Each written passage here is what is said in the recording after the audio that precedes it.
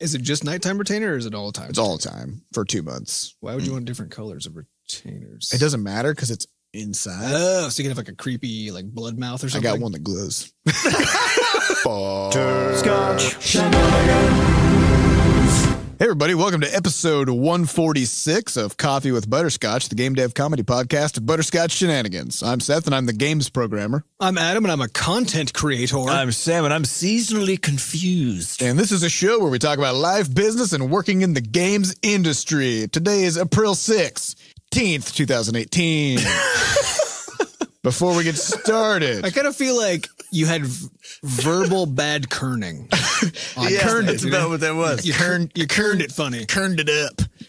Before we get started, we have a warning. Anything can happen on this show. There's going to be profanity, lewdness, language. You name it, it's going to be there. So if you're improper kerning, if you're a child, a typographist, if you are a lowercase human being, you should not be listening to this. But aren't children screaming almost all the time? They are. It's very confusing. Well, they're in bold, you know. Lowercase bold. Lowercase bold. Children are lowercase bold and in humans. rainbow colors. Yeah. So if you're one of those, then get out of here, stop listening, go outside, play with some sticks and dirt. Unless you're in St. Louis where it is currently snowing for some stupid reason, in which case stay inside. It's just drink some hot cocoa. It's just your classic mid-April snowstorm. Yeah. You know. All right, you guys, listen. Hey, listen. What? Guys, I'm listening. What happened this week Was. Wait, was that a question or are you getting ready I was trying to feel it. Here it it goes. This is like a Mad Lib situation. The Crashlands beta is happening. The come over patch. Right fucking now. We got like 100 people testing this game through our abs program. Yeah, we opened up our abs. We just got some needed some surgical instruments just poked in there. Or I guess, I don't know. We bulked up our abs, by the way. We did. And we got about like 1,200 people in there. Yeah, but we can only flex a few at a time. Exactly. Because you don't want to burn out your abs. You got a rippling 1,200 pack. Yeah. Of abs. Well, you only want to use about a tenth of the pack at once. Wait. Though. Otherwise, you get too tired. We should probably mention abs is our anti-bug squad. Oh, yeah. That's right. That's our group of people who test stuff. Who've signed up, to be beta testers. Without context. In retrospect. It's very confusing. Good call. So we invited, ended up being about 170 people into the first wave of this beta. And it's been going on for, I guess, a week now. And it's been good. Been real good. I don't think anybody's made it past the Savannah yet. I actually don't think anyone's made it past getting it to work on Google Play. That was weirdly the hardest part of the whole thing was well, the problem was we had an old group of testers on Google Play. And you invite people into betas on Google through Google Plus communities. It's like the one thing keeping it alive. Yeah. And so there were people who had been in previous tests and moved into this new one, and Google has been, it's asynchronous, so it wasn't updating for some people and they couldn't get in. I think it was mostly that just people didn't understand what was, because if you don't know, you need to know just enough about how these things work to just be able to guess why your thing didn't work in this case. Because people had, if they have multiple email addresses and they're not actually sure which one Google is even looking at. Exactly. Right. Because you have one on the Play Store that you're logged into and then one on the Google group that you logged in with. And then if they're not the same, then that's not going to work. But also if depending on versioning, because Google Play won't overwrite by default, it won't overwrite an existing version of a game with one that's a lower version number. Right. And so if you got some version number things when you bounce between like two different beta programs or something, then that's going to throw you off. So there's just a little bit that if you don't know, you can just get real stuff. I think the most active debugging that happened was actually exactly Google that. debugging. Which is funny. But one of the bugs I did see that was funny, which I'll briefly mention. So if you die in hardcore mode, then you die in real life permanently. Yeah. So you have to restart your game. And there's no story. It's very quick. It's much more sort of heightened tension sort of gameplay. And someone died, and then Juicebox, his face shows up, and he's weeping, and then he converts to a score screen to show you how well you did. But someone's just got stuck on the weeping. And so Juicebox was just crying at them. Well, they did is when they died so when you die in Crashlands, a gravestone falls from the sky. And the moment the gravestone hits is the moment where sort of your death gets locked in. So there's like a 1 second window. And so the person paused the game and exited before the gravestone hit. Right. Because they're like, oh no, they tried to cheat it, which is good because that's what we want, right? We want our testers to do that. testers to try to cheat. And so then they came back and then they were kind of, they just kind of like stuck in this weeping juice box they got loop. stuck in weeping juice box limbo. So that's awesome. These are the kinds of fun experiences that you can have as a beta tester. So if you want to get involved in this kind of stuff, put your name in the ring, the abs. Put your shorts in the ring. Okay. Now put some lotion on your abs. Yep.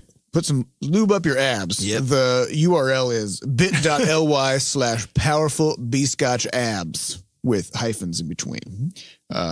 Is that spelled out at the end also, or do we insert all lowercase, all uppercase? First letters lowercase, hyphenated. And for anyone who is bummed that you didn't get into the beta yet, it was basically a random draw. Yep. Because we only want so many people in there at a time. We're probably going to do another random draw later. Once we're getting about ready to launch, we would need to test iOS and do some other, just kind of get some fresh blood in there. So you might still end up in there again, but it's the blessing and the curse of having a lot of people who are really interested in testing for us is that we can't have everybody in there. You mainly reject people, in fact. Yeah, which is it's a bummer for everybody. We don't like doing it. Now, in Levelhead news this week, we have a technological breakthrough for the ages. Okay. Buckle your pants. We have a thing we're calling a drop-down menu. Okay. It's like a little word. And when you click on it, more words come down off the bottom of it. And then you can choose the word that you want to click on. Now, I have a problem with this, which is that we have not filed a patent yet. Oh, that's yes. And now you just told everybody. And now it's ruined, and the whole world knows about it. I bet before you know it, you're going to see this everywhere. Tons of websites. Websites, primarily. I can think of dozens of uses for it. Yeah, so we really boned this. Yeah, but seriously, from a financial perspective, somehow in 6 years of making video games, we have literally never conceived of using drop-down menus in our games. I wonder how many UIs we could condense to a single drop-down menu. Just a drop-down menu. We tend to just kind of splay 1,000 buttons out across a thing and just make them into tabs or whatever. So, this is different. This is a new experience. We'll see where it takes us. It's exciting. Very exciting. Also, we went to the St. Louis Ballet. Yeah. Let's talk about Saturday evening. So we went and saw Cinderella, right? Yes. Okay. that was the one we went to. It was a lot of dancing. Yeah, it was cool. It was really cool. It was dope as fuck. The people are jacked, first of all. The quads on these people, you could see them from probably space as far as just the sort of curvature, the cliff-like indents into them. And the man butts were very good. Man butts are tremendous. It was a double neutron star on their backs. And then, like people are like, oh, you can bounce a quarter off it. No, you can't because the gravitational field. It just sticks. Well, it's actually because there's an event horizon on it. There's an event horizon on these So time butts. just stops moving. And so if you throw a quarter, it just hangs there because it's trapped in time now. Yeah. And it was a remarkable display of just what you can do with a human body. Because I was watching this and I was like, if I tried to do one of these moves, you'd probably break half. I would just disintegrate. It'd be like that scene in Indiana Jones when the guy drinks from the wrong Jesus cup and his whole body melts. That's what would happen to me if I tried to do a single one of these ballet moves. You just melt into a pile on stage. Yeah. Well, I was telling Adam, one of the scenes are in the woods, and this is when all the different the pixies of the different seasons come out, and each one does its own little dance. And I was actually just very alarmed for everybody on stage because there are these cobwebs that had been drawn in the scenery. But each of the cobwebs was at least 3 yards in diameter, and the webs were visible. Yeah, what made this? And I was like, there's a fucking huge spider predator somewhere in this forest, and you guys are just dancing around, completely oblivious. This is extremely dangerous. I was very worried about it. But this is the kind of universe where you can befriend mice. That's true. So it's possible that mice can turn into people. Yeah, so it's possible that the spiders are just real chill buddies that everybody just kind of hangs out with. Let us hope so. Maybe you can just ride the spiders. It'd be a horrific intermission. Yeah, it'd be pretty spectacular if you could just saddle a giant spider and just ride it. I feel like they'd be really smooth. Yeah, I bet. Because they always got multiple legs. Oh yeah, that would be that's good. That's good suspension. Yeah, I think is the term. Yeah, I want one of those. Yeah. So why did we go to the ballet? Well, the dads were in town and they were like, hey guys, you want to go to the ballet? And we said, fuck yeah, we want to go to the ballet. Yeah, it was great. It was really cool. I've never been. I don't think any of us have been to a ballet before. So, if you're looking for something just fucking insane to watch, it's crazy. It is crazy. The other thing that was nuts about it was there's a particular way of moving in ballet, which is basically like everything needs to feel like it's very flowy, right? And so you see some of them, you could tell who's really, really fucking good. I mean, all these people are great, but you can tell who's like that next level by the way that they are able to move. Like as they're dancing, their arms are wobbling around, whatever else. They're so fluid that it sort of hypnotizes you. Yeah. Actually, there were a few moments where I caught myself. I was like, how much time has passed? Where am I? Just watching these flowy arms and legs. Cool. It's crazy. Crazy. All right. Other news. Last thing I want to talk about, at recommendation of a friend, I started reading a book called Originals. And it's about how nonconformists do shit. I think that's the subtitle. Good paraphrase. Yeah. So the very beginning of the book is talking about the concept of the human tendency to accept defaults. Mm-hmm. So wherever you go in life, people say, here's how we do things. And some people go, okay, that's how I will also do it. And other people go, fuck that, I'm going to do something else, right? Like every PC gamer in the universe when they boot up a game for the first time. Right. Yeah. And you're like, here's the defaults. And the PC gamer is like, I'm going to set it to not my house. See, here's the thing. I have 5 monitors and I need the game to cover all of them for some reason. And so this is like the scene in Men in Black where it's a classic scene where Will Smith, I believe is the name of the character, Will Smith, is being quizzed by Tommy Lee Jones. And that's the name of the other character. And they have all the applicants to join the Men in Black. They all sit in these just real fucking awkward, uncomfortable egg-shaped chairs, and they have to take a written exam. And there's a single table in the middle of the room, but it's real far away. And so all the people who are taking the test, they're all trying to like write on their hand, like they're resting the paper on their hands, or they're putting the paper up against the side of these shitty, weird egg chairs. And nobody can get a good writing position. People are punching holes through the paper. And finally, Will Smith, he looks over at the table. He's like, well, just grab that. And he goes and he grabs a table and he drags it back to his chair and it's making these horrible screeching noises the whole time. And then now he has a writing surface and nobody else has one, right? And so this is the kind of outside of the box thinking that allowed him. He's got the right stuff. He's got the right stuff to be a Men in Black. That is why he was recruited, though, right? It was because of his test performance, including just pulling the table over. Right. So it's all about, do you just accept things the way they are, or do you try to find better ways? And so the interesting statistic that they brought up at the very start of this book was there was a research firm that was tasked with trying to determine what was the cause of some salespeople doing better or worse on, I believe they were like phone call sales, whatever. So there were like 30,000 of these people. And at these call centers, they are always aggregating as much or accumulating as much data as possible about the performance of their salespeople so that they can know whether they're hitting their numbers or not, right? So this is one of those professions that is very quantified. Yep. So what they found was, weirdly, the strongest not determining factor, but the thing that was correlated the strongest with the performance of a salesperson was what web browser they used. Mm-hmm. So there was 4 web browsers that people used. There was Internet Explorer, Safari, Chrome, and Firefox. And the people who used Chrome and Firefox would stay in their jobs longer, miss fewer days of work, make more sales, get more promotions, blah, blah, blah, blah. And so they thought, well, maybe it's because they're more technically savvy or something. Mm-hmm. So then they ran a bunch of tests. So they checked for typing speed, knowledge of keyboard shortcuts, knowledge of other software, et cetera. No discernible difference. And so what they believed to be the case was that basically people who boot up their computer see that there's a default option like Internet Explorer or Safari, and then go, maybe there's a better thing out there. They go get that new browser, and that's basically just a hint into how those people approach their work in general. So whenever somebody runs into a problem with their job, instead of going, well, I guess this is just how my job is and it sucks now and I'm just going to quit later. If somebody who doesn't just accept things as given gets confronted with a problem in their work, then they'll turn around and go, well, this kind of sucks about my job. I'm going to see what I can do to change it, right?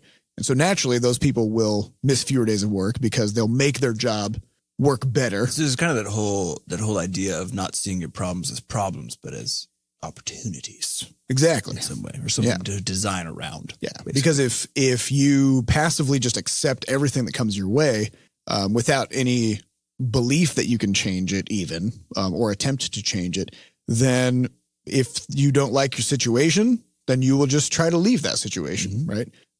So you'll cash in on more sick days. You'll take more vacation days. You won't get promoted because you're not happy. And if you're not happy, you're not delivering, all that stuff. So I don't know. I think it's a pretty interesting. Well, let me tell you a story about my bird feeder, Seth. So is it related? It is. Okay. I got your standard bird feeder because I, went to the store, got a bird feeder, whatever. You were like, what's standard? That's what Give I me the want. default, please. Give me the default bird feeder. So I get one of these, and the squirrel's just eating all of the seed out of this damn thing, right? It's apparently what the squirrels do. And then yesterday, a squirrel leapt from the fence to get onto the feeder and just snapped the top of it in half. Okay. Classic squirrel move. Classic squirrel move. Now it's just open. It's a feeding frenzy. It's just like an open bucket of seeds. Seeds are all gone today. That was a crafty ass squirrel. It was really good. So I was like, well, this is silly. And I'd actually talked to our dad a little bit while he's here. And I was like, how do you deal with squirrels just stealing all your shit? He said, frankly, they're just always a nuisance. So you have to stand out there and just punch them. You just yell at them.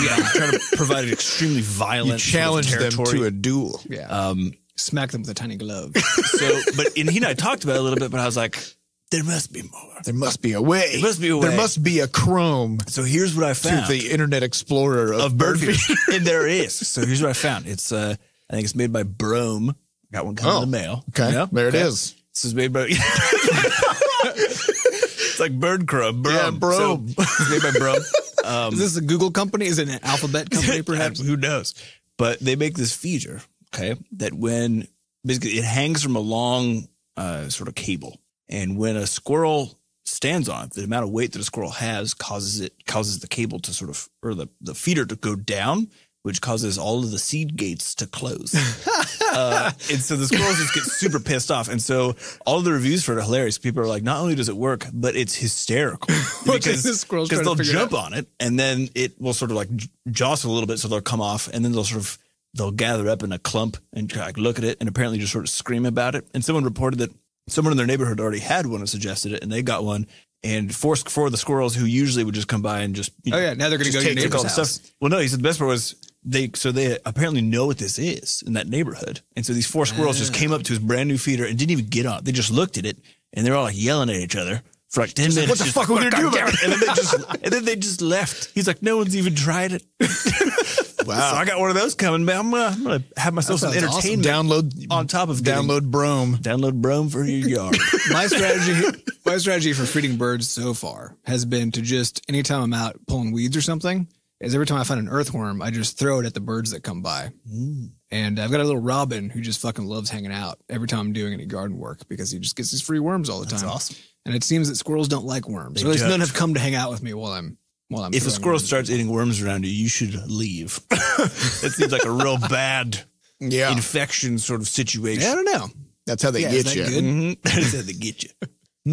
Download Brome today. Download Brome. But yeah, I think that's the takeaway there is, to always be thinking about what in your life specifically have you just accepted but shouldn't have? Yeah, because you have to understand that you actually have a lot of control over a lot of things in your life just based on the decisions you make of, who to engage with, what to do in a moment-to-moment basis, or even, where to work or what your career path is or any of those things.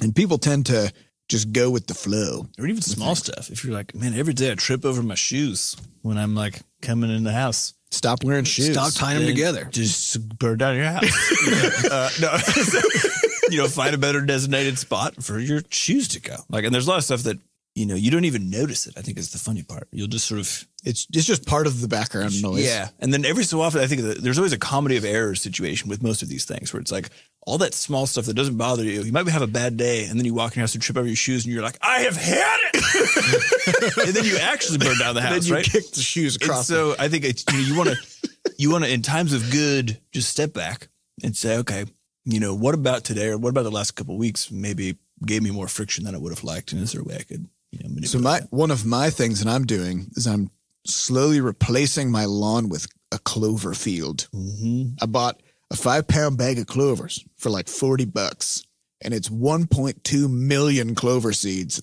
It's enough to cover, I think, like 30,000 square feet. I don't actually know how big that is, sort of visually. It sounds pretty good size. It sounds big. Mm-hmm. So anywhere that their grass is dying in my yard, I'm just throwing fistfuls of clover seeds there because it's just way better than grass. Mm-hmm. I don't know why do people use grass? I don't know. It's a default, man. It dies all the time. You got to water the shit out of it. As soon as it gets hot, it's like, I'm dead now. I don't know. I have no way to deal with this situation, right? And then when it rains, then it grows 1,000 feet per minute. And then you got to go out there with a fucking army of machines and trying to, tamp it down. Mm-hmm. And then 8 seconds later, it's back again. But how are your neighbors going to know how important you are if you don't have a rich, deep lawn? That looks like a carpet. Because my lawn is going to be covered in bees. Jokes I'm going to have a deep field of bees. You won't be able to hear their disparaging comments over the thrum of all of the hum bees. of bees. Maybe you should couple this by becoming a beekeeper. Oh, yeah. There you go. Free honey. Opportunities all over. Free honey for life. See, and this is what happens. Some people just say, I guess you have grass on your lawns. And now I have a lawn of bees and free honey. So, That's pretty rad. But we should say, though, also that sometimes you do have to accept things. And that's where boundaries come in. Yes. Because sometimes you just, so like, because we were talking about this earlier. Like driving on the right side of the road. You have to accept that. Someone tells you no when you ask them on a date. You have to accept that. Yep. Somebody says, hey, if you're doing this job application, this is the format your resume has to be in. You got to accept that. Yeah. I think, you have to understand. It's not just about going, I don't follow rules because I don't conform, right? It's more about understanding the why of the thing. Understanding why the rules are there and then thinking, maybe. Or not even the rules, but just kind of the way things are done. Yeah. So one of the examples in the book is the company Warby Parker that sells glasses online. Uh-huh. And this was in, I think, 2009 when they first started working on it as a few folks, naturally in Silicon Valley, because that's where you start companies. Yep. And the universal response they got was nobody's going to want this because people want to be able to try on the glasses and then see how they look. And if this was a good idea, then somebody would have already done this because there's already Zappos, there's all this other shit. And so their big question was, how come glasses are so fucking expensive? Right. Like, why are glasses $500? And it's because one company owns all of them. Exactly. It just turns out there's no competition and that's it. So they're like, shit. And actually with Warby Parker, for every pair of glasses that they sell, they also donate a pair to a needy country. So they're able to charge 1/5 the price and give away an extra pair of glasses. Because it turns out it's just a fucking piece of plastic. Yeah, because the normal markup is like 30x on glasses. It's probably a lot more than that. Yeah. So it's just a piece of plastic. So they just everybody else just accepted like, yeah, well, glasses, they're real expensive. It's crazy. That's just the way glasses are, right? I mean, they got all that glass in them. There's so much glass, You ever buy a glass? It's always expensive. 8 cents, actually. So, yeah, it's just good to be asking those questions. All right, speaking of questions, let's get on to some questions. Segue. These questions come from our listeners, I hope and assume. If you want to get your questions onto a future episode, you can go over to podcast.bscotch.net and slap a question in there. We don't have any drop-down menus yet, but that's a new thing we're going to be working on at some point. No, I think we're going to keep them off of the website. Just I want some technological confusion where people come to our website and see no drop-downs, and then go into our games and it's the only drop-downs. It's pure drop-downs. Yeah. We're also going to remove all the game mechanics. Yep. It's just going to be drop-down menus. And then we're going to be doing HTML5 games. So in Crashlands, instead of you're like, okay, you want to go harvest a tree? You got to say the drop down. Yeah, you're not going to go do that anymore. You're gonna, drop down menu. What do you want to do? Harvest. What do you want to harvest? Another drop down menu. Tree. What do you want to get from it? Logs. Boom, boom, boom. 3 drop downs. Streamline the shit out of the whole game. Super fun. Actually, yeah, and really we just need it so that our games are our website, and our website is our games. Yes. You know. So we'll have to do some work on the website end, probably. Yeah, I have to make to get that short. Browser. I don't know. Yeah. All right. First question comes from Gurf99. Hey, dudes. Hope you're doing well. So I'm on a games course, and we're creating a VR game. Any tips to keep people excited and focused on creating rather than procrastinating? Because procrastinating is bad. Thanks. The only thing we've found is teaching. I think Gurf is taking this course. He's as part of a team. Yeah. Gotcha. So this is a sticky situation. Okay, so this is a group project. This is your classic group project scenario. Yep. So and even when it's in VR, still not very good. You know. Yeah. Just that's usually what that situation. So blockchain still not gonna be very good. So group projects always have a very specific team composition. Okay. So just like they have the one person who is going to do the work and everybody else. Yes. So just like a Seth MacFarlane show, there has to be a talking creature of some kind. There has to be an incompetent father figure. There has to be a sort of dim-witted son. You know, like you got to run the whole gamut. Gamut. You got to run the whole thing. You got to do the whole thing. So in every group project, there's the person who does everything. And there's the person who complains a lot. The person, and then there are the people who you don't even know are there, really. Yeah. Yeah. And oftentimes you'll also have a person who wants to do everything, but then doesn't actually do anything. They don't do anything, but they also have real strong opinions about how everything should be done. So you got to have one of those. Yeah. Right. It's kind of like going into a dungeon. You got to fill out your class. You need your tank, your healers, your DPS, complainers, etc. Yeah. Complainers, your doers, your thinkers. So you're emotionally unstable, wanter to do things. So then the real question is, because this is not a question unique to game development courses or VR or anything. It's when you're in a school group project, because you are the tank, right? You're the one who's carrying the group. There's always one of those. Well, because this person had the foresight to send this question in already, which tells us that this person is the tank. This person is the person carrying the group.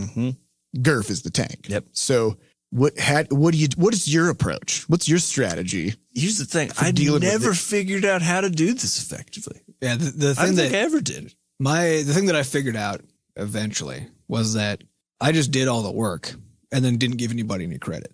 Yeah, that was my. What are they going to do? I made the slides. I did all the work. So I listened to the end. I'll be like, and the key though is to detail all the things that you did in your little credit section, when you're presenting, and also detail what everybody else did. Right. So now you just get to have that. You get to have this beautiful satisfaction of getting to proudly show off the work that you did, which is great, and also not giving these fuckers their credit where it was not due. Here's what I did.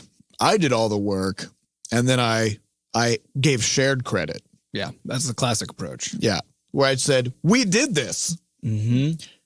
Because then the boiling resentment inside of you can really take root, you know? And then you sort of use that to fuel your progress through life. Another strategy is to throw your entire team under the bus. That sounds like your first strategy. That does sound. No, this is different. Okay. Because the first one is you mean a literal. No. Because the first one is you tell it like it is, right? You do the work, you make a good product, but you tell it like it is. That's fine.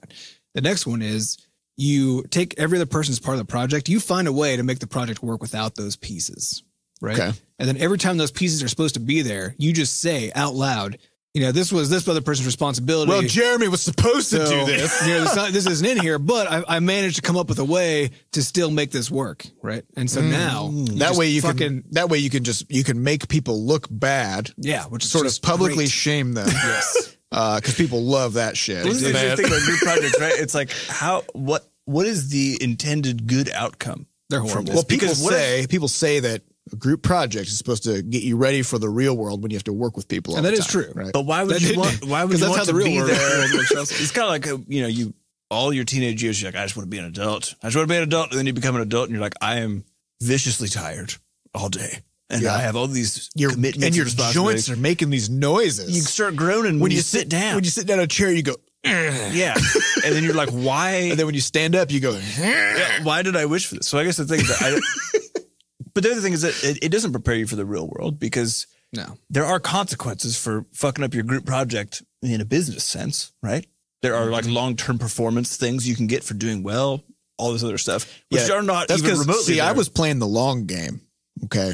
So Adam's approach is I'm gonna tear these people down, burn bridges in real time. Yeah. Like right there on the spot. So you're doing the nefarious thing. I'm taking an asynchronous approach. Okay. Because then since they all got the credit, then they appear to be good.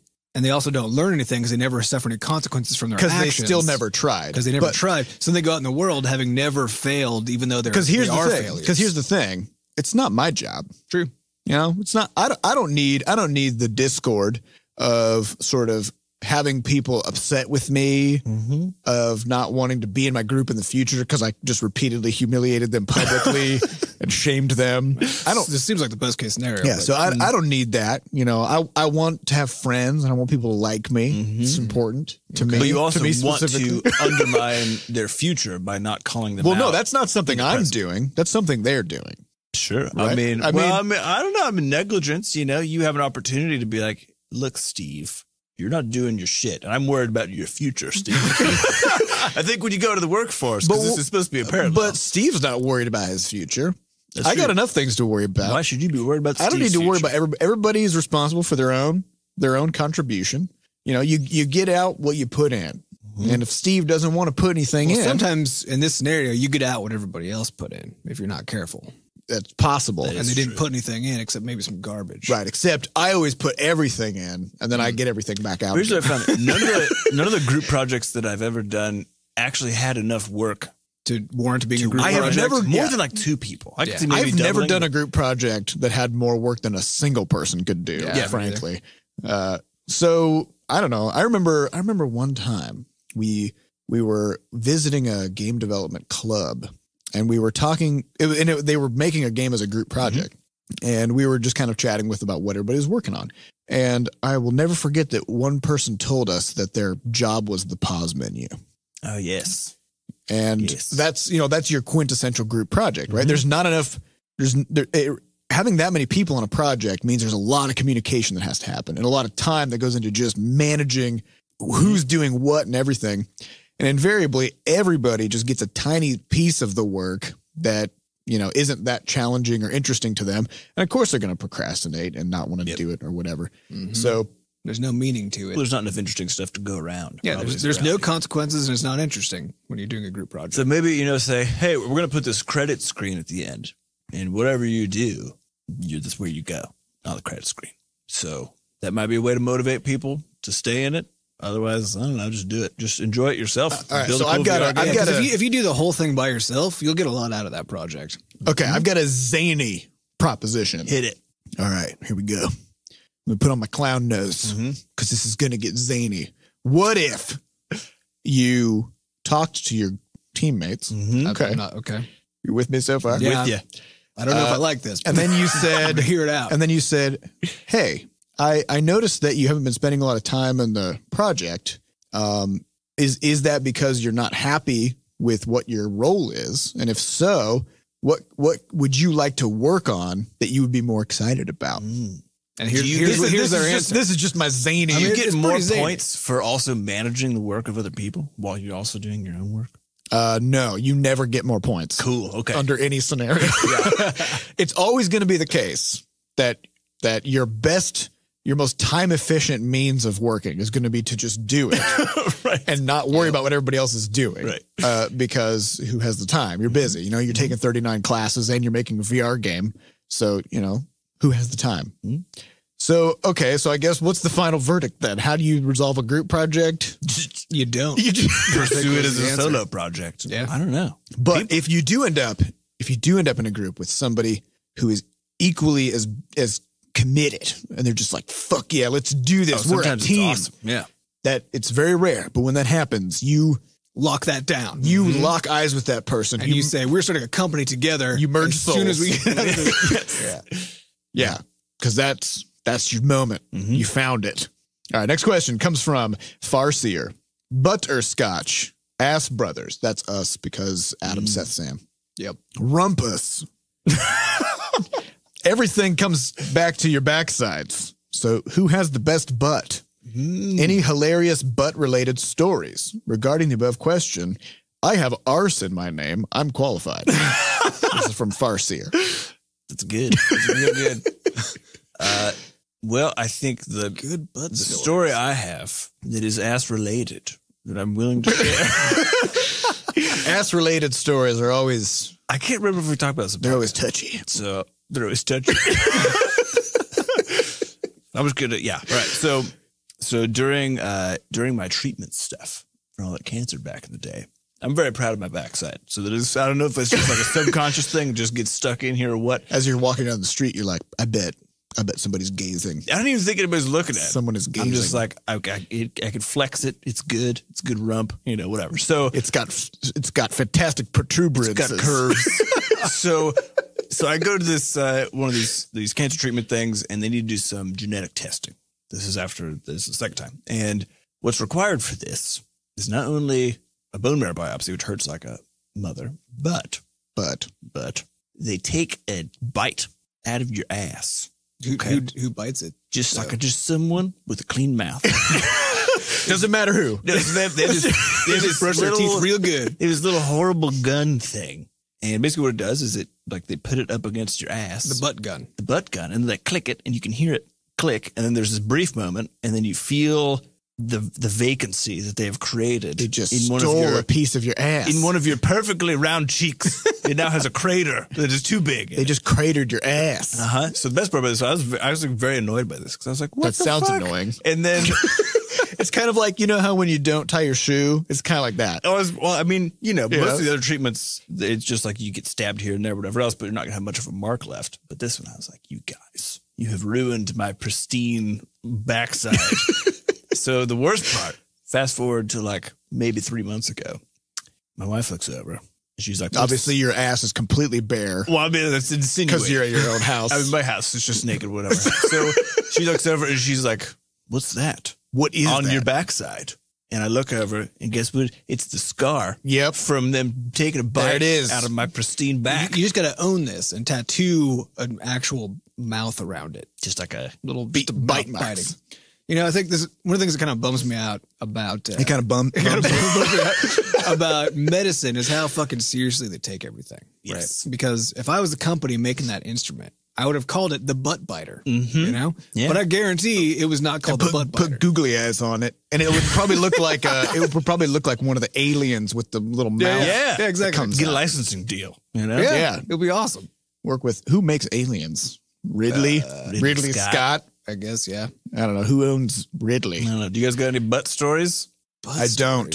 I don't. I keep mine contained. I mean, I had Keep a a fresh pair of jeans just right Just over it right all the on time. it. Yeah. we talked about this something like 100 episodes ago, where my hot butt syndrome. We have an that I episode had. named Hot Butt Legacy. Hot butt legacy, which is when I had some disc squishes in my neck somewhere. No, my lower back. I also have some neck stuff. Your but- neck, your back. That's it. That's Stop the song there. And then some other things. I had a disc sort of compression thing in my lower back, and so it caused part of my lower left leg to go numb, while simultaneously my left butt cheek felt hot. It just felt like I was sitting on a hot pad all the time, and that was going on for about 3 months. That wasn't, it's not super funny, but it was very interesting, and it was actually kind of nice. You feel pleasant warmth. Yeah, Yeah. but if you do have that, you should probably get it checked out because it's it's not a good thing. Yeah, I don't. I mean, the only sort of butt related scenario that I can recount is it's actually a pretty common one, which is if you ever have gone quite a while without exercising and then you do squats. Oh God, it's the fucking worst. Yep. And I managed to time it out such that right before we flew down to Uruguay, and like soreness in different parts of your body kind of comes at different times, relative to when you did the damage. And for me, for leg stuff, it's like there's a 48-hour sort of lag time, and then it reaches maximum pain. So Yeah, so I did a bunch of squats 2 days before we left for Uruguay. just didn't think about it. For 22 hours of travel. Yeah. Then we had to sit in an airplane for, it was about 22 hours. It was it was excruciating. So, you gotta know your butt. You do. And you gotta respect what it needs. That's true. So, all right, next question comes from cctechwiz. How do you go about setting expectations and getting willing support from those around you to devote so much of your time to working on what you love? Do you ever struggle with balancing family time and taking time to sharpen your skill sets? Keep up the good work, bros. You never cease to inspire me in some way each week. Thanks. Cool. Thank you, cctechwiz. How do you balance it? Well, first of all, how do you get people on board? Yes. Okay. So how do you do it? So I think the big thing for me is it's actually about keeping a very regular and open stream of communication up. So, for example, right now, a lot of my out of studio time is focused on doing some drawing practice stuff. So sometimes it means I come in actually to the studio about an hour early, like I did today, and then just draw here. Sometimes it means at night I'm drawing. Sometimes I'm drawing at home in the morning. But essentially what's happened is I've just, I communicated sort of the bigger why to my partner and just said, hey, there's a skill that I really want, not just because I want it, but because to me, it sort of goes in line with, in my case, fulfilling this overall mission of just really bringing a lot of joy and happiness to people and also just making me a more effective teammate, period. Mm-hmm. And so I think when you talk about things on that really high level, then it's almost hard to not get behind it, right? Yes. So like if someone comes to you and they very sincerely, I think this is the problem people make sometimes is they try to spell it in terms of the outcome that they want, as opposed to just saying, what this means for them in terms of how they view their life or their work, or whatever else. And I think if you're really, really candid with someone about saying, hey, there's this way that I want to be, or this thing that I want to be. And it's important to me because like I've just decided that part of my reason to be here is X, I want to bring joy to people, whatever else. Then it's just hard to foresee a situation where someone's like, no, you can't do that. So I'm reading the book, How to Win Friends and Influence People. Mm-hmm. One of the key points in there is nobody gives a shit about what you want. Mm-hmm. They care about what they want. So if you are thinking about doing something that is potentially going to affect somebody else like this, maybe you are married and so therefore your incomes go together and you're like, hey, I want to quit my job and make video games for the next 3 years. And I don't know how this is going to pan out. That's not a great sales pitch. Yes. And most importantly, it's only focusing on yourself. Mm-hmm. Right. And so I think making sure that you understand what it means for that person and showing that understanding and appreciation for what they would be bringing, for you to allow you to do that. And then also doing whatever you can to mitigate ways that it might affect them. Right. So you might say, I'm going to be working at home the whole time, which means, this whole time I'll take care of the dishes just this whole time. I'm home. So I'm just going to take a few things off your plate. So you don't have to worry about some of the things that you normally have to worry about at home. So that way I can do my thing as well. Right. So just, you got to think about what that person needs as well. Yeah. As far as the balance goes, I think it's really, again, just about having that really open line of communication and saying, hey, this thing that I would like to do essentially says that I'm going to need, 7-ish hours a week to do it. So instead of just coming and being like, I'm going to do it on this, and this, try to enter into it more and saying, this is really what I'd like to do. Can we figure out how to make it work, as opposed to just. And then give up the right things. Yes. Because if you now start devoting all of your keeping up the house time to doing this new thing that you're trying to do. But then you're still playing video games. But then still play video games and watch TV. That's a real problem. Mm-hmm. You got to be giving up. You have to truly give something up if you're asking somebody else to give something up. And so you have to make sure that everyone's priorities are understood and not necessarily in the same order, but in approximately enough of an order, or at least that you're taking into account other people's priority lists. Because otherwise it's not good. Yeah. You don't want the scenario where you say, hey, I want to quit my job. So we're going to be making half-ish as much money. And that means you, my partner, will have to adjust your standard of living, or maybe our kids, they're going to be eating a lot more oatmeal and less, whatever the fuck. I don't know what kids eat. Baby food, I think. Rocks. I don't know. We can't get them the good rocks. They got to just eat the river rocks. So you're going to have to give all those things up. Our family's going to have to give those things up. And then one day your significant other comes home early from work and you're just there. You're on season 7 of The Walking Dead because all you've done for the past week is just watch TV while they've been gone. Just prepare. Yeah. Well, prepare yourself for the storm. A lot of people think that wouldn't happen to them, but the thing to understand is so easy to fall when into you when you jump into essentially what is a more open time slotted thing like that, it's really easy for the wheels to just come right off. And once they're off, you're just down the street. You're in the next neighborhood at this point. And where the fuck are the wheels? Nobody even knows it. They're gone now. You can't get them back on. So you got to really have discipline. You got to really take care of things. And we've also known some folks who, for example, maybe they have a full house at home with kids and family and everything. And they wanted to start up their own game studio. So we have a buddy who runs a board game studio here in St. Louis.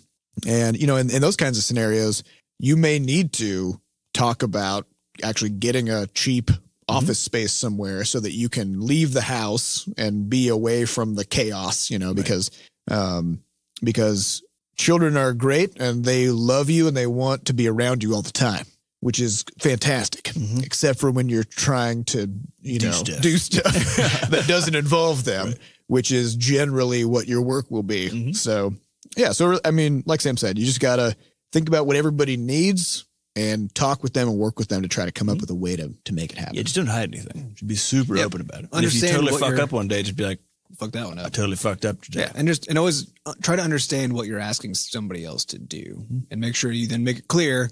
I understand what I'm asking you to do, and then do your best to mitigate those consequences. Yes. All right. Next question comes from Angry Muffin. Okay, we're looking back pretty far here. In episode 17, Seth, you went to Chipotle and got a TARDIS burrito.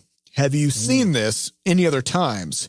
Have you gotten one yourself or even tested the limits of how much can fit in a TARDIS burrito? What is your favorite stuff to put in a burrito? A TARDIS burrito being just a burrito that has so much in it that you can't even understand how it was wrapped. It's a burrito that's larger on the inside than it is on the outside. The TARDIS is the reference to the Doctor Who spaceship, which disguises itself as a police call box. For reasons. And when you open it up, then it's fucking huge on the inside. So that's... Have you had any more burrito situations or just general food? It was just the one. I don't know how it happened.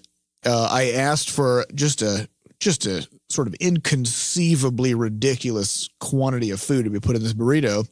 They did it. And that one time, the person just shrugged like it was nothing and just floop, just burritoed the shit out of it. I don't know I don't know what happened. It was like a 39-pound burrito.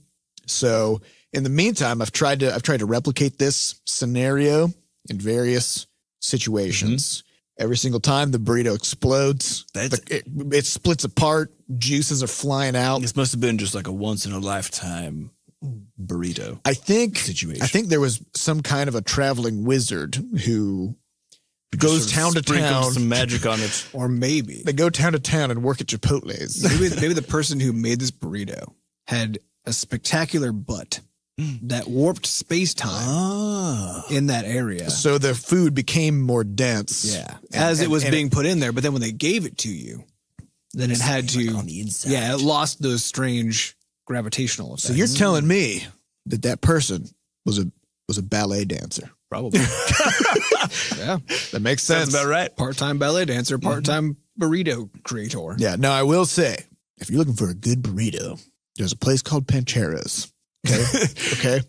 Can I say you've talked about this, I think, for like 5 years? You've never gone. I've never gone. So Pancheros. I've gone once. It was fine. Pancheros, they have the tortilla as these little dough balls, and they slap the dough ball onto one of those hot compressor things, and they just go fa-chunk, and then it just fucking flattens out into this giant, freshly cooked tortilla instantaneously, like magic. and it's just a heavenly experience. So I don't know where it is. It's not in St. Louis. There's one in Iowa. That's all I know. So if you're looking for a road trip, go get yourself a burrito. Our next question comes from Aviox. Are any of you owners of VR, virtual reality hardware? What is your opinion on the current tech and experience? I have an old Oculus Developer Kit 2. Do you use it? Have you ever used it? I have used it once. How was it? It was a large pain in the ass to like put up. And that was also back when nothing was VR yet. So this was kind of as things were starting to happen. So there was nothing in VR on Steam. There were some games that you could sort of like make work, sort of, right? But it was kind of in this weird hacky way. So all the games that I tried it with had basically, there were two problems. One is I felt like I was looking through a screen door, which I think has to do with pixel density. And I don't know if that is solved. That was my experience as well. Yeah. Several years ago when I tried it. Yeah. So presumably that's better. And then the second problem was that the target reticle, because I think I tried like Half-Life and then some other first person shooter style game. The target reticle is normally in the center of your screen, was not being cast out anywhere. So it was like 3 inches in front of my face. Floating. Just like floating 3 inches in front of my face. Of course, I'm like, I'm like cross-eyed. Yeah, exactly. Because I'm like cross-eyed looking at this fucking target reticle that's 3 inches from my human body. Because I guess if you look past it, then now there's two target reticles. Exactly. And they're blurry, right? So that was my real only experience with VR. I still have the thing. Every once in a while I go downstairs to try to find a cable or something. I have to like throw the Oculus DK2 out. You just hurl it across the room. But even then I was super impressed. They have a little demo thing that came with it where it's just you sitting in a chair looking at a computer monitor, but in VR, right? Just a little cute demo and like it doesn't do anything. There's just some kind of stuff you can look at. But I was super impressed how good the head tracking was even then. That was something that was out 5 years ago, maybe probably 4 years ago, something like that. Yeah, I just remember, putting it on and then looking around and then it just moved exactly as my head did. And I was like, how the fuck is this working? And I remember looking down at where my body was supposed to be and there was nothing there because it was very simple. They forgot. They didn't put a body there. And so I looked down and I don't exist. And like the feeling that provided was really interesting. Yeah. Yeah, I don't actually have one. And I've only done the demos and stuff at GDC and such. I haven't tooled around with it too much. All to say, I have no idea. I got no idea how good any of it is. All I know is it's real expensive right now. Yeah. So, and I would put money on it making me really sick. So that's the main reason I'm not willing to invest in it is because, so I think I mentioned I was playing Subnautica a few weekends ago. I only played for like an hour and then just had a horrible headache. It was just terrible. My take on it is I don't know if I want to go that deep. Maybe it's too deep. Because I already feel I've got a dog in the house who needs some attention. And I live with my significant other who also occasionally, needs things from me, like just for me to communicate and make eye contact, just all these kinds of things. And so even if I'm playing a game with like soundproof headphones on, that already is like I'm shutting myself out, right, from everything around me. And I don't always feel that great about it. You know what I mean? Yeah. Yesterday I was playing Subnautica a bit and Diana was working on something and she had something cool happen with her business stuff. And so I just see this hand waving sort of off in the periphery because she's yelling my name. She couldn't get in. You know? So she had to wave her arms around a bunch to get my attention. So, yeah. And I mean, I can't imagine what my household would be like if let's say I'm spending 2 hours a night playing video games. If instead now I can't see anything around me. Nobody can make eye contact with me. I can't hear anything. And I'm just flailing around like a fucking maniac in a room, completely inaccessible to everybody else sort of visually or anything. You think it's too removed? Well, yeah, I mean, I'm no longer home effectively, right? So it's like falling asleep in class. Like you're not there anymore, right? I think that can be okay.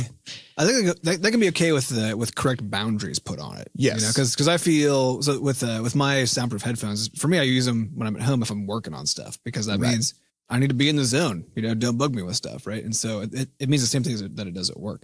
If I'm playing a game though, then it's like sort of my wife and I are usually playing games at the same time, right? So we don't need to be talking about that stuff, and we'll still yell over each other while we're doing stuff, so that, you know, because if she's playing one game and something hilarious or amusing or interesting happens, then she'll make sure that I know about that, and vice versa, right? And so it becomes part of the event where we get real immersed by wearing soundproof headphones, because it does change the experience, makes it more awesome. It does. But we just know that in the circumstance where we're playing games, like that's just fucking around time. Fucking around time can be interrupted. Yeah. You know? And so I think if you have the right policies or have like time limits or whatever, I think it can be completely okay. No, but I mean, for me, this is the same kind of reason. So I play a lot of MMOs, but I've noticed that as the years have passed and my real world responsibilities have amplified, that I am much less willing to go into voice chat with people, because it's sort of like just being on the phone with somebody when somebody else is in the room. Yeah. Right. Where now every now and then I would just like say something, and then, you know, maybe my wife was like, "What?" And I'm like, "Oh no, it's just I'm talking to some random weirdos on the internet." Right. And so, yeah, I don't know. I'm just, maybe it's an age thing or something, but like, as I get older, I'm less interested in like being so immersed in a game experience that I can't even conceive of what's happening around me. Right. So I don't know. It's interesting. We'll see. Although I think racing games would be pretty fucking badass. Yeah. With VR. Yeah. So I'm still willing to try it, because that just sounds real crazy and like something you probably just can't get. Yeah. Without it. All right. Next question comes from Blonde Viking 91. Your bit on ethics in player-made content brought up my head of publishing's affirmation that time to penis is a very real, measurable phenomenon. TTP. With regard to any shared player input, starting even with usernames. We make social mobile games, and we suffer for it. Yep. So but I think the thing that you have to be aware of is that TTP is always 0. It's always 0. Yeah. The moment a thing comes online, it's already there. It's already happened. It's more like if it's possible to build somewhat of a symbolic phallic shape with or even just enter text. Yeah. That allows you to do that, right? That's the thing. Someone will just name themselves penis. And that's what their name is now. Now you got to deal with it. Now you got to figure out what are you going to do about that. I'm curious to see sort of how this shakes out, since Levelhead is entering user-generated content territory. We're gonna have to do quite a bit of legwork to make it hard to just throw penises all over the place. Speaking of our which, username system's pretty funny right now, though, because if people complain about your username, it makes you think your username is still what you said it was, but everybody else just sees it differently. Yep. Do we replace it with something real goofy? Yeah, it comes from the random name generator. Nice. So, yeah, you might be like a wonderful, illustrious penguin or something. That's long. Yeah. All right. Well, so next question comes from Oh No I'm Dead, who says, you never published the Crashlands creator. That's true. For fear of toxic culture and penises everywhere. That's not the main reason, but that was a sub reason. Yep. However, you are now making a game that is half editor. How are you going to screen for penises and not just naughty language? I love that everyone's so concerned about this. It's true. It's a seriously hard thing. Well, yes. This is an interesting phenomenon. We've tried to make it hard to do it, for somebody to do something that you can just easily tell they have done, right? So like in the editor, you could make various kinds of shapes, but they're little blocks, you know? Yeah. It's going to be hard to tell what has happened. We're not going to provide sort of a large scale display of it. So a player of the thing that you make won't be able to zoom out and see this huge thing that you've drawn. That's true. Dicks would only be able to, like a functional dick in Levelhead blocks would only be maybe like 5 tiles tall, because you couldn't otherwise see it. And then so you're saying it's just a bunch of blocks. Right. Yeah. So and then it can't be too small, because then you can't even make the shape, really. Yeah. So I think we found the right size window. It's baked into the game design. I mean, it actually was. We had this discussion when we talked about people being able to zoom out, and they had asked that question. Well, one of the consequences of that is that people will put horrible things as they zoom out because they'll use it as pixel art. Because you just basically get high resolution of the game grid. Yeah. So if we just don't let people do that, then they become less able to do those things. Then otherwise, we're not sure what the system is going to be yet, but we're going to have very strict moderation on how content goes in front of people. Because the other thing about what we're trying to do here is, surface good stuff, but nobody has the right to have their stuff surfaced. So if other players report that somebody is misbehaving, a really easy consequence for us is just to say, well, we won't make your content rise to the top, the stuff that you make. If you've got, friends who are following you or whatever, like, sure, they can still see your stuff, I guess, but nobody else can. And so now people can police themselves and police their own content. Yeah. And there's some easy stuff like, so because of the way in Levelhead, because of the following system, then we have a way for you to sort of police what content gets sent to you. So if you're following somebody who makes some kind of horrible shit in their level, you can report it, and you can also just unfollow that person, and now their content won't get delivered to you. And then by reporting that level, then you're going to make it so that level will be suppressed somehow in the search results, right? So because we have a section of the game where we're just calling it the level browser for now, but where you can search and look at levels by, top rated or most popular or whatever based on different time periods. So in the past week or the past day or whatever.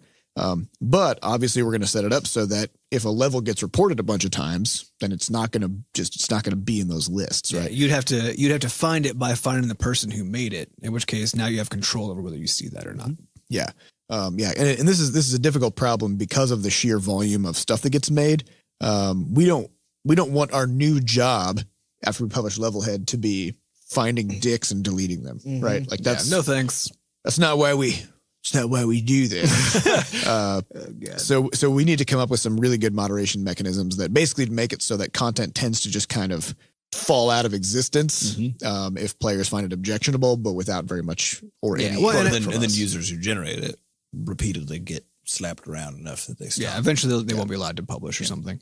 But I think a lot of platforms and games and companies seem to err on the side of making sure they don't remove content that isn't offensive. So they make it actually very hard to remove offensive content as a consequence. And then they also need to rope in real humans to verify that was this really offensive, and they have all these shades of just how offensive is it, where's the line, and we're going all the way on the other side where we're just saying if people tend to think it's offensive, that's sufficient. Even if not that many think it's offensive, that's sufficient, because the consequences, if we make the consequences light enough so that we don't have to worry about did we nuke someone's account when we shouldn't have, if we can try to find some balance where people don't have to see stuff they don't want to see, and we don't have to worry about whether or not we have done damage to somebody that we shouldn't have. We want to find some sort of a line that we can walk that allows us to. And then the next thing we have to worry about is people review bombing. Yes. Yeah. And people will, because they'll abuse these systems. But if the consequence of that is that your level is still there, people can still play it if they follow you, all that kind of stuff, then the consequences are actually very minor to you. This when he review bombs you. Right. And so there is that final question, which is any moderation tool. Basically, any tool is also a weapon. Yep. Right. A hammer can put a nail in, but it can also put a nail into a face. So you always got to think about how could somebody use this in a way that would ruin everything. And I think the real question with sort of the review bombing thing is, we're going to have something akin to sort of top charts, right? So, top rated games or whatever. And if there's a collection of, say, 100 players even, whose whole thing is they just, as a group, go and just continually report all the top levels to suppress them or whatever. Just to be dicks, because sometimes people just it's the internet. So we would need to put mechanisms in place where basically, if, for example, if these people engage in this behavior, that we can do stuff like make their reports essentially not count. So they would think that they're reporting, and we would still let them do it. Yeah, I mean, it just never. Make it way less. It never goes. Yeah, the key is to prefer muting over blocking wherever possible, because people then just don't know that they're being policed. And if they don't know they're being policed, they can't come after you. Yeah, because otherwise that's how they get you. That's how they get you. That's also how they figure out how to get around the checks that you put in place. But if they're invisible, and as far as the user can tell, they did. And this is why the strategy for bad usernames is just to have the user not know that other people just see a different username now. Because then it's going to take them a long time to realize what has happened, and by then the disconnect is large, right, between making the decision that caused it and actually seeing. So I still like that Spider-Man video we found, the Spider-Man video game back in early 2000, where if you put in any swear word for the name of your save, then Spider-Man just appeared and punched it and randomized the word. Yeah. And we're talking about this. Ass, and it was like watermelon. We were talking about this, and I was like, yeah, but the problem with this strategy is that it actually encourages users to put in bad words. Yeah, you're like, what bad words can I put in that Spider-Man knows about? Exactly. And now it's a fun mini game. Yeah. Which, that's its own thing, I guess. I mean, it is, but now you've encouraged people to explore the entire space of allowed names. That's true. Because now it's true, fun but they might to end do. up on like their 40th ranked vulgar name as opposed to their top 10 rank, No, because now people are going to ask, how horrible can I get it and not get punched by Spider-Man? Yes. So they'll do all kinds of leet speak things, swapping out letters for symbols, Yep. So it's better to have people like, they'll put a word in and you're like, oh, yeah, great, we accepted that. And the person's like, he, he, he. And then we're in the back also going, he, he, because they don't know that we know. And then 3 weeks later. We got our eyes on you. Yeah. Yeah. Buddy. Yeah. Yeah. I think it is going to be very interesting once we go live just to see what kinds of nonsense people get up to and then try to come up with whatever strategies we can to just kind of gently let people. Again, there's like the mental image in my brain always when dealing with this stuff is the toddler trying to punch somebody where you just have your hand on their head and you're just keeping them at a distance because they can't reach you. Let them keep swinging. You just let them keep swinging, tire themselves out, eventually they go to sleep. They go take a nap. Yeah. Maybe they grow up a little bit, come back later and enjoy themselves. Yeah. I mean, where we're at in terms of our studio's trajectory is we believe that mastering web shit is the term. I believe it's a jargon. Mastering web shit is real important for our future because having our players be able to form communities and have us be able to talk to our players, all that stuff allows us to grow everything and sort of roll our successes forward. But I got to admit, I am very apprehensive about just all of it, what this is going to mean in terms of what we have to do day to day in terms of dealing with these kinds of problems. So we might be like, hey, this is our course now. And then we'll launch Levelhead and be like, never mind. We're unpublished. We're unpublishing this. Single player. Yeah. All the web stuff is off. You can now only play your own levels. You can't talk to people. We're also deleting everything, just all of it. So, we'll see. All right. Well, that's all the time we have for this week. We'd like to thank our producer, Fat Bard, for making us sound good. Thanks to our community moderators who keep our Discord and forums running. If you'd like to get more involved in the Butterscotch community, you can hop into our Discord server, which is at discord.gg/bscotch, and come say hello. Also, congratulations to Discord for surpassing 90 million users this past week. Yeah. That was pretty good. They're only 3 years old. That's nuts. Yeah.